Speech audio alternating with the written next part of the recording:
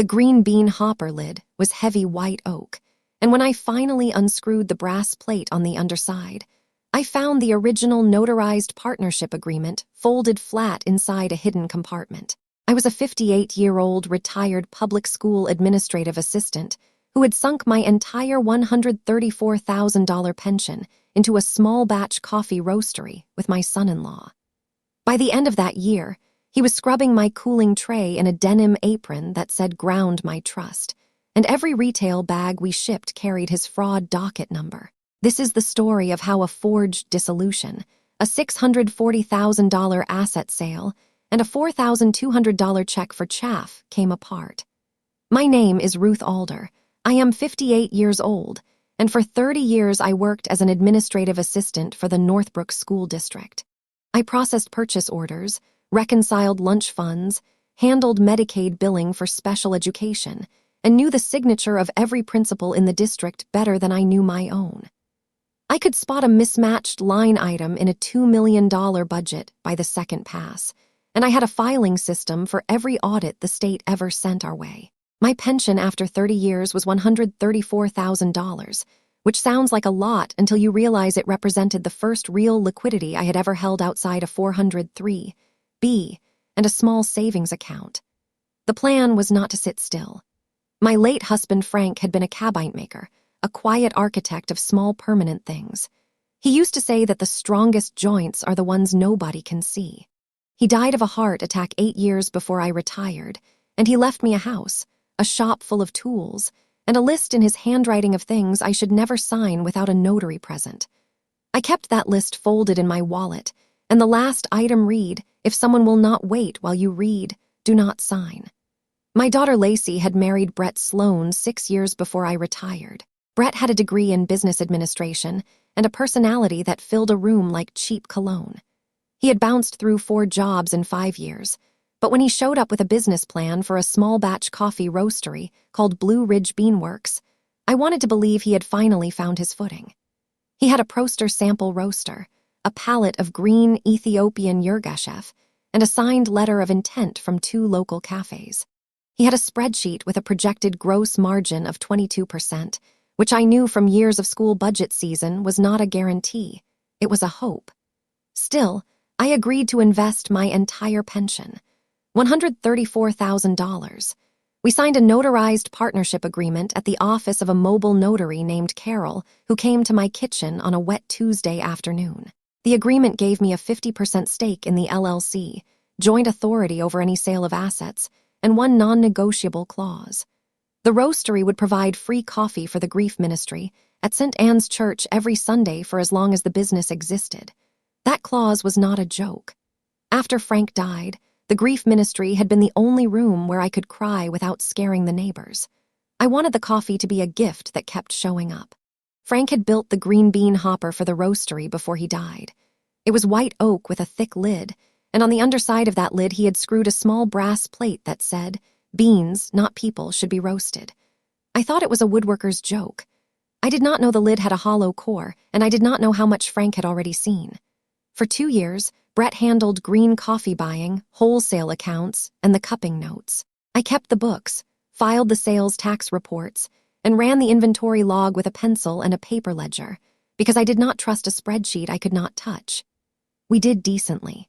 Then a regional specialty grocery chain called Harvest and Hearth Markets sent a purchase proposal for our roasting contracts and green coffee inventory, $640,000, contingent on a clean title search and a signed bill of sale. The offer came on a Tuesday. That same Tuesday, Brett stopped making eye contact. He started taking his calls on the back loading dock and using the word restructure in sentences that did not need it. 7 days later, I walked to my mailbox and found a thin envelope from an attorney named Douglas P. Keller, who identified himself as counsel for Brett Sloan. Inside was a check for $4,200 with the memo line reading chaff in blue block letters, and a 2-page document titled Articles of Dissolution for Blue Ridge Beanworks LLC.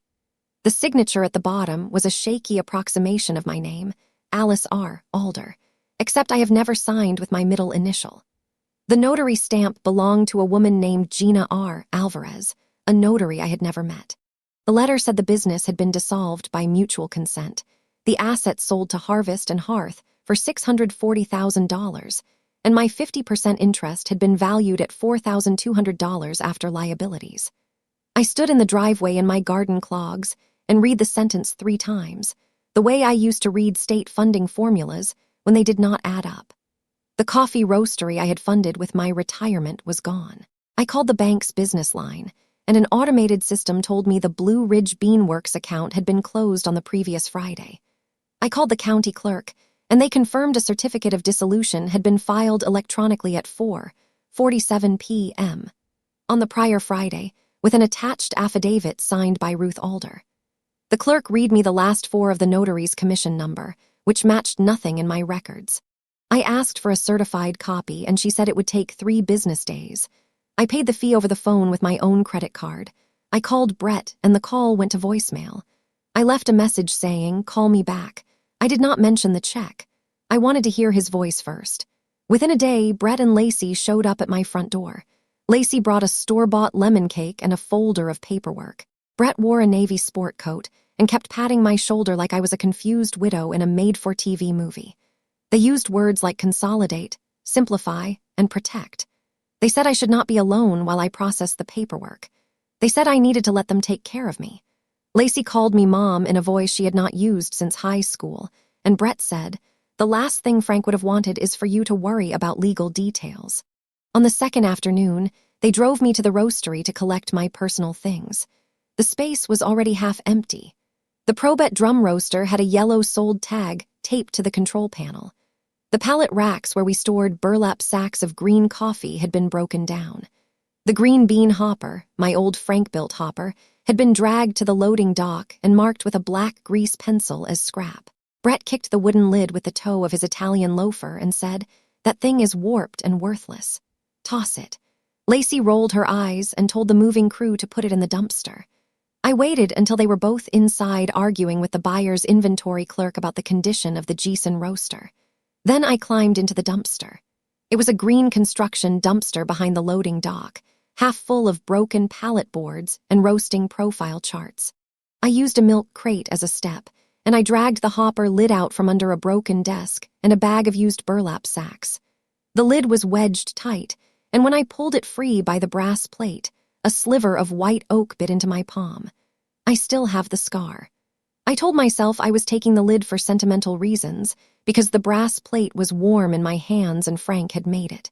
I hid the lid under a moving blanket in my car and drove home with my heart knocking against my ribs. That night, alone in my living room, I unscrewed the brass plate on the underside. The screws were old and soft, and the center of the lid sounded hollow when I knocked on it with my knuckle. I used a small Phillips screwdriver from Frank's tool bench and set the screws in a teacup so I would not lose them. Underneath the plate, there was a routed channel, maybe 3/8 of an inch deep, lined with a thin cedar panel. Inside was the original notarized partnership agreement, still crisp, with my signature and Brett's signature in blue ink and a notary stamp from the county clerk's office. Tucked into the last page was a small yellow note in my late husband's handwriting. He had written the date, June 4, 8 years ago, and the words, "Do not trust Brett. Save yourself." I read the note 4 times. Then I read it a 5th time. Frank had known Brett was a liar long before I did, and instead of telling me in a way I might have dismissed as a grieving widow's paranoia, he had built a locked drawer into a piece of equipment and filed a lien at the state level. That was Frank. He did not argue. He reinforced the joint. Before I continue this story, let me know where you're watching from in the comments below. Hit like and subscribe if you believe that a signature should mean something. Now, back to the moment I realized exactly how deep the rot went. The next morning, Brett and Lacey arrived with a notary named Gina Alvarez and a stack of documents.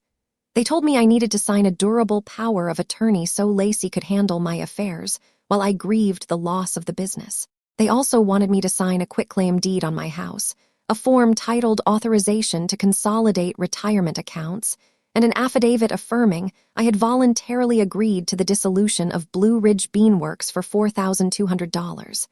I did the only thing that made sense. I played weak. I let my hand shake when I held the pen. I squinted at the fine print and said I was too foggy to understand since the shock, I asked if we could do it tomorrow. Lacey sighed and said, "Mom, we are just trying to help you." Brett added, "You can trust us. We are family." I nodded slowly and told them I needed to get my glasses. I did not sign anything. I never had any intention of signing anything. The papers they wanted me to sign were printed on thick white paper with a lot of black lines and boxes. Lacey kept a yellow highlighter in her hand and pointed to the signature lines. The durable power of attorney would have given her the right to sell my house, access my accounts, and open credit in my name. The quitclaim deed would have transferred my paid-off house into a trust they controlled. The authorization to consolidate retirement accounts would have let them roll my remaining 403(b) into an account with Lacey as the beneficiary. I knew exactly what those forms were because I had watched 1,000 families fight over the same kind of paperwork in the school office. I did not need a lawyer to tell me they were trying to take everything I had left, but I let them explain it to me like I was a child, because every minute they spent explaining was a minute they were not watching me. 3 days later, they moved me into their 4-bedroom house in a gated subdivision called the Enclave at Willow Point. They gave me a room over the garage with a lock only on the outside. They said it was for my safety, so I would not wander. I packed a single suitcase, my birth certificate, and the hopper lid hidden inside a quilt. I also packed the $4,200 check, uncashed, because I wanted Brett to believe I was grateful for it. I wanted him to think I was exactly as foggy as he needed me to be. The truth is, I had not been foggy a day in my life, and 30 years of school district audits had taught me how to wait. I unpacked my suitcase and hung my clothes in the little closet. The hopper lid went under the bed, wrapped in the quilt. The lock on the outside of the door was a simple slide bolt, and I put a rubber doorstop under the door from the inside so no one could slide it while I was asleep. I did not tell them about the doorstop.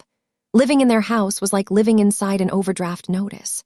The first week, I noticed Brett pacing the kitchen island at 6 a.m., with his phone pressed to his ear, saying things like, "I told you the wire would clear, just give me till Friday." He would hang up, look at his reflection in the microwave door, and smooth his hair. Lacey ordered new quartz countertops for the guest bathroom and leased a Cadillac Escalade with a payment of $1,183 a month. She called it a business vehicle. The business was already dead, but nobody said that out loud. I started keeping a small notebook in the waistband of my jeans. I wrote down dates, times, and snippets of conversation. I used the same shorthand I had developed for school incident reports. Brett's calls always started after the stock market closed, and they always ended with him saying, "I need the wire to hit by Friday." Lacey spent every afternoon on Instagram, posting pictures of the new countertops and the Escalade. She never once mentioned the Roastery, not even to say it was gone. One afternoon, I was folding laundry in the mudroom when I heard Brett on the phone with a man named Ruddy. He said, "The old lady is staying here. She signed nothing yet, but I can get the signature. She is fragile." I stopped folding a pillowcase and listened. He said, "The UCC lien is the only problem. The title company won't close without a termination statement, but I have a guy." Then he noticed me and ended the call with a cheerful line about a golf tee time. I kept folding the pillowcase, but my hands had gone cold. On day 9, Lacey dropped a stack of files on the tile floor outside Brett's home office, and the drawer of the built-in filing cabinet jammed shut. She kicked it and split the toe of her platform sandal. I offered to fix it. She laughed and said, "You, Miss Retired Secretary, you can't fix a drawer." I did not remind her that I had spent 30 years jiggling balky file drawers, rekeying cabinet locks, and unsticking the principal's desk at least twice a week. I pulled a paperclip from the kitchen junk drawer, straightened it, and slid it into the tiny release hole on the drawer slide. The drawer popped open. Lacey went back to her phone, completely uninterested. That was my opening. I did not go straight for the locked drawer that first day. I opened the top drawer and sorted through their mortgage statement. It showed a home equity line of credit with an outstanding balance of $341,000. I found a collection notice from a company called Velocity Retail Finance for a merchant cash advance with daily ACH debits of $417. I found a letter from the IRS about an underpayment penalty on last year's Schedule C, which listed income from a business I had never heard of. I put everything back exactly where I found it, but I took pictures with my phone first. The next morning, I faked a need to organize old tax files, which gave me an excuse to spend time in Brett's office. The filing cabinet had 4 drawers. The top 2 held household bills and insurance. The bottom drawer on the left was locked. I used a small tension wrench made from a hairpin and the paperclip I had kept, and I raked the wafer lock the same way I used to do for the school's old supply closet. The lock was a cheap 5-wafer lock, and I could feel each wafer set as I raked. It took about 90 seconds. Inside were folders with labels like insurance, payroll, and one unlabeled red folder. In the red folder was a notarized document titled Consent to Dissolution and Release of Interest, with my signature forged so well that I almost believed it myself. Behind it was a photocopy of a personal guarantee on a $250,000 equipment loan from a private lender called Crestview Capital. My name was on the guarantee, but the social security number was off by 2 digits. There were wire transfer instructions to an account at a bank in the Cayman Islands and a draft escrow agreement for the Harvest and Hearth sale listing a shell company called B&L Coffee Holdings, LLC. Underneath it, there was a manila folder labeled Personal, and inside, that was a copy of a cashier's check for $25,000 made out to Gina R. Alvarez, the notary, dated 3 weeks earlier. There was also a USB drive with a label reading BH Escrow. I did not have a computer with me, but I knew better than to plug a strange USB drive into anything. I put it back and photographed it. In the wastebasket beside the desk, I found a garbage bag of shredded documents. I took it back to my room and spent 2 nights on the floor with a roll of clear tape and a pair of drugstore reading glasses. I used the glass top of my dresser as a light table, holding the torn strips up to the window to align the edges. The strips were cross-cut, which meant they were about a 1/4 inch wide and impossible to tape perfectly. But I had done puzzle patch repairs on school bulletin boards for years.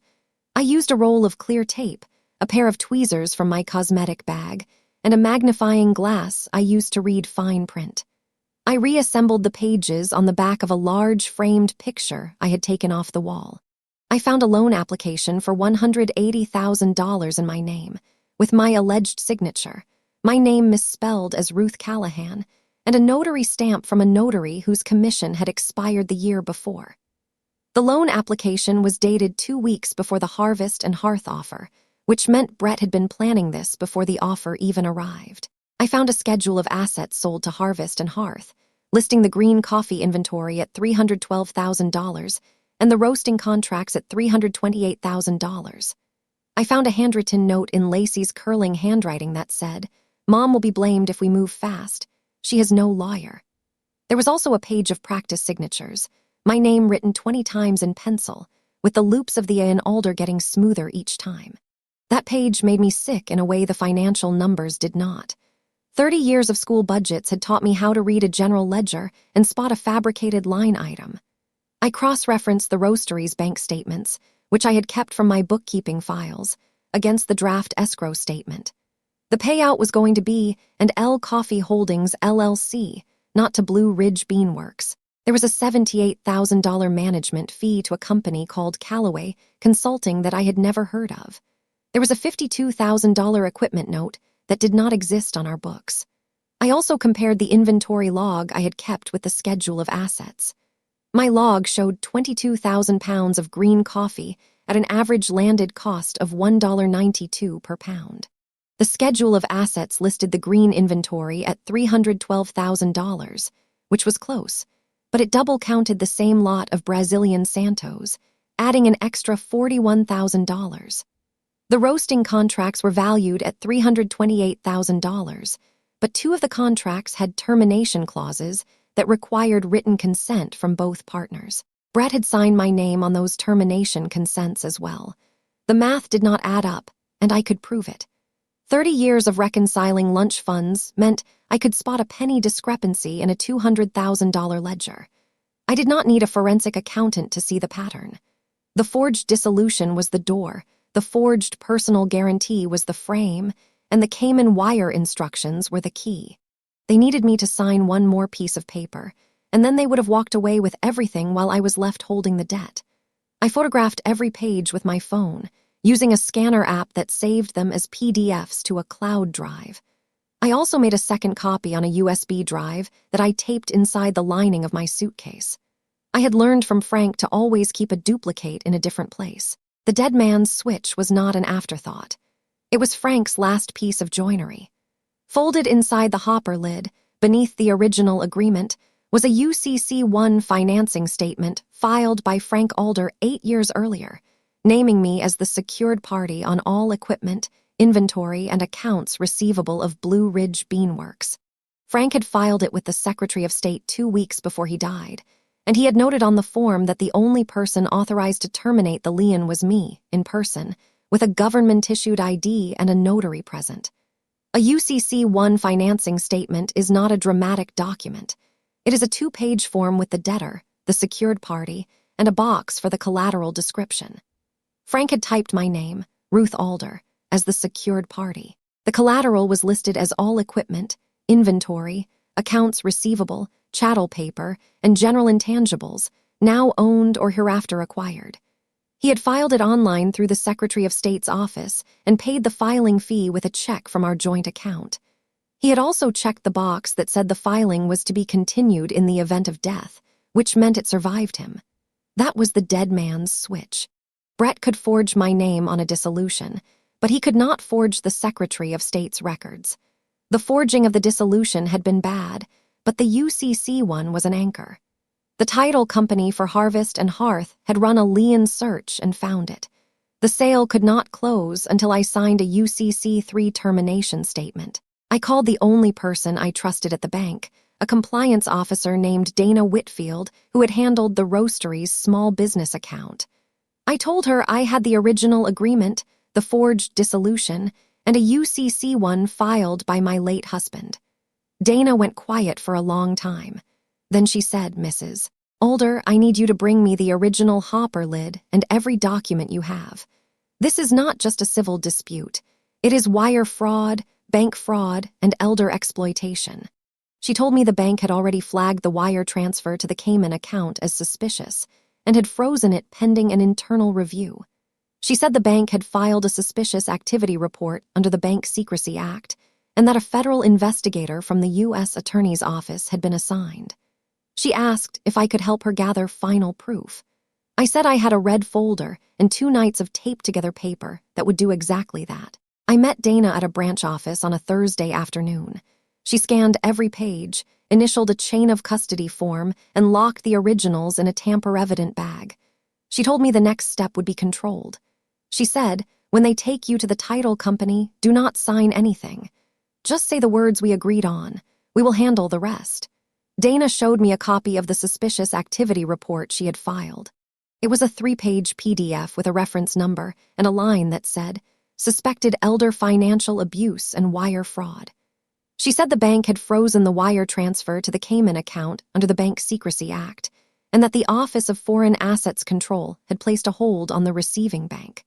She told me that the $412,000 in the Cayman account was safe, but Brett and Lacey did not know it yet. She said the FBI had an agent assigned, a woman named Special Agent Teresa Ruiz, who specialized in financial crimes against older adults. I called an attorney, a woman named Patricia Koenig, who specialized in elder financial abuse, from the parking lot. Patricia said she would take my case pro bono because she had seen this exact pattern too many times. She told me the same thing Dana did. Do not sign, do not leave, document everything. Patricia helped me draft a letter to the title company, notifying them of the forged dissolution and the UCC lien. The letter was sent by certified mail, but we timed it so it would arrive on the morning of the scheduled closing. I did not want Brett to have time to hide anything. The week before the scheduled closing, I decided to test the people who called themselves my family. I waited until Brett was home, pacing in the living room with a stack of closing documents. I walked into the kitchen, took 3 unsteady steps toward the island, and collapsed. I let my knees buckle and my shoulder hit the refrigerator on the way down. I clutched my chest and made a sound like a woman who had just lost all the air in her lungs. The tile was cold under my cheek. I could smell the lemon pledge on the baseboard and the burnt toast from breakfast. I could feel the ridges of the grout lines. I lay on the floor with my eyes open just enough to see. Lacey looked up from her phone and said, "Mom, get up. The tile is cold." Her voice had a flat tone, like she was discussing a return at the mall. Brett stepped over my body, reached for the UCC termination statement on the counter, and said, "Where is the notary? We can still get this recorded today." Neither of them called 911. Neither of them checked my pulse. I lay there for another 30 seconds, and then I made a shaky sound and pushed myself up. I said I must have fainted from not eating breakfast. Lacey did not offer me water. Brett did not look away from the paperwork. That was the moment I knew there was no version of this where they walked away clean, because I would not let them. The closing was set for a Monday at 10 in the morning at a title company office in a brick building off the interstate. Brett told me we were going to finalize something about my estate planning. I said I would go. I wore my gray wool coat, the one Frank used to button for me, and I carried my purse with my ID, the original notarized agreement, and a copy of the UCC one in a zippered pocket. Dana Whitfield was already inside the title office with Special Agent Ruiz and 2 federal marshals in plainclothes. They were in a conference room down the hall, and I could see the red light on the recording equipment through the frost glass. The conference room had a long oak table and a notary named Gina Alvarez sitting at the end with her stamp kit open. Brett was already there with his attorney, Douglas P. Keller, who had the nerve to shake my hand and say, "We appreciate your cooperation." Lacey sat next to Brett and did not look at me. The title agent placed a stack of documents in front of me. The top one was a UCC-3 termination statement. The second was a consent to dissolution. The third was a release of all claims. Brett handed me a pen and said, "Just sign here, Ruth." I looked at the pen. It was a heavy silver Montblanc, not the kind of pen a man with 4 failed jobs buys for himself. I set it down on the table. I said, "I am not signing anything." I never signed the first one, and the lien does not release without me in person with my ID and a notary who is not on your payroll. Brett's face went still. He said, "Don't do this, Ruth. You're confused."